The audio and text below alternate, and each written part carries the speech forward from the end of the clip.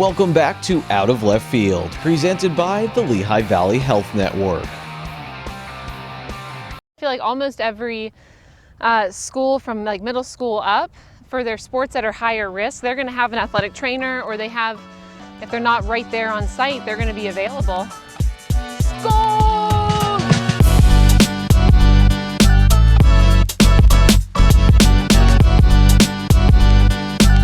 There's something keeping sports medicine doctor Megan Ferderber on the pitch. After passing around a soccer ball and talking about her love for the sport and her profession for an hour, she just can't seem to leave. Ferderber has traveled around the world, but at this moment, on a beautiful spring day in Northeast Pennsylvania, it seems like there's nowhere else she would rather be. When's the last time you probably did this? It probably has been, let me see. So, fellowship, I'm 6 years out, truly about 6 or 7 years. So it's been at least that long. Nope. What's keeping her on the pitch on this day seems to be what's helped her find success during her career in medicine and in soccer: passion. Ferderber really cares about the things she's passionate about, and she has a beat-up old green soccer ball to prove it. Back in high school, I was gifted a green soccer ball from the underclassmen in my high school, for my high school soccer team. The reason why it was so important to me is just because that was probably the first time that I felt like I was a mentor to other folks. And I loved that. I actually loved being in that role where I could maybe influence others. They really looked up to me. They looked up to me as their captain. They looked up to me as their friend, not only just on the soccer field, but also in school, because high school can be cruel to folks. But when you get plugged in with a team, it doesn't matter if you're the best player, if you are somebody who's still trying to work on your game, if you're somebody who's brand new to the game.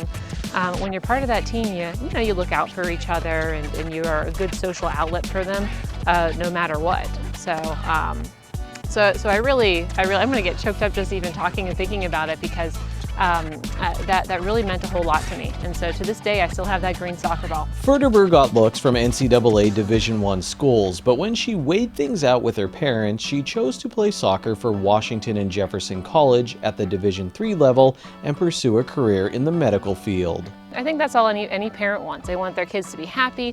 They want their kids to pursue their passions. And so they really just helped me think, okay, soccer's a passion of yours. What else could be a passion of yours? Well, the sciences, anatomy, people's well-being, helping others, being healthy, being able to be somebody like my dad, who now in his 60s is still able to go out and chop wood, and he's still able to go out and play games with us and go golf and go play ultimate frisbee and things like that. Helping folks not just who are young and are otherwise healthy, but helping those other folks who, where I am now in life, hitting into the 30s and beyond, where being able to help folks like me ensure that we're healthy, we're able to stay active and able to really optimize our wellness. While she was an undergraduate, she helped Washington and Jefferson's women's soccer team to their first NCAA tournament appearance, and she also took some Spanish classes. That may not sound as impressive as the NCAA tournament, but hold on a second. Those Spanish classes led Ferderber to Bolivia, where she helped educate people interested in the medical field, and she also did some volunteer work.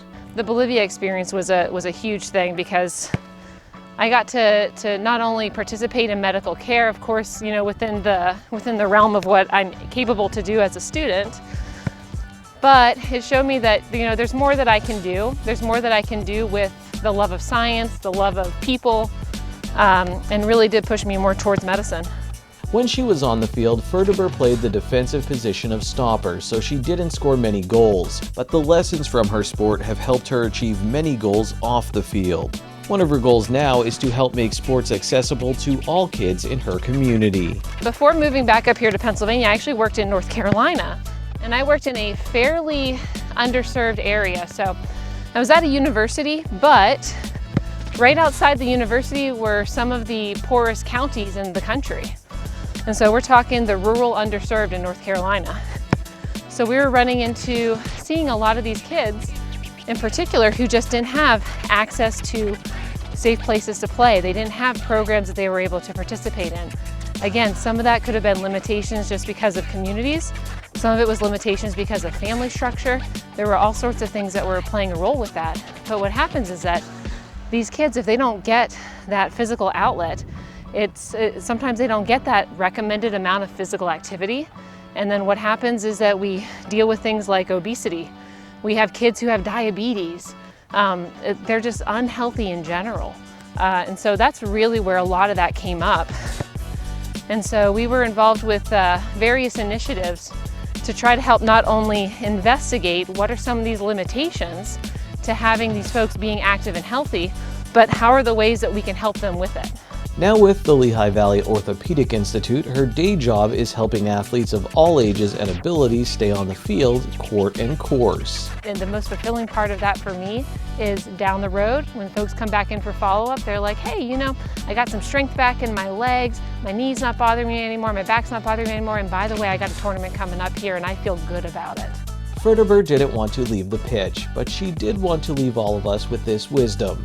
We have growing evidence that even moving just a little bit every day is helpful for your health. It's helpful for possibly extending your life.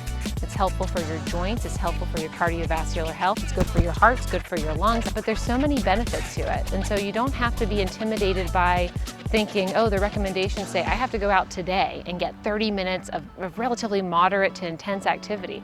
Don't be intimidated by that. Just tell yourself, okay, I'm gonna park at the furthest away parking spot to my workplace. I'm gonna do that for a week. And then after that, oh, I can do that. I can walk that much. Tell you what, I'm gonna start walking over lunch. And then after that, you know what, I'm gonna start walking at home on the weekends, or I'm gonna start jogging. So I think it's small, tiny little changes, and changes that move us toward habits where we're moving our bodies more. And I think overall, that in and of itself helps our health tremendously. Get out there and be healthy. And if you ever need help getting back in the game, or you want to kick around the ball a little bit, you know who to call.